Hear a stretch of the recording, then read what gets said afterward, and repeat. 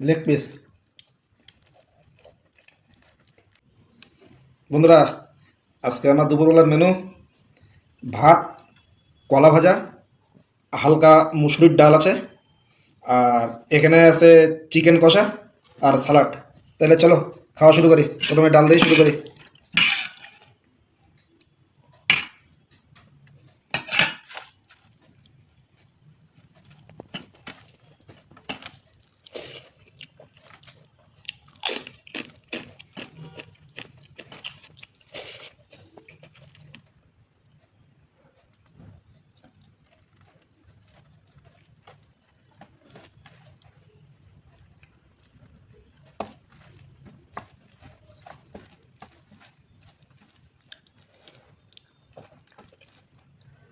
চিকেনের ঝোলটা সেই স্বাদ হয়েছে।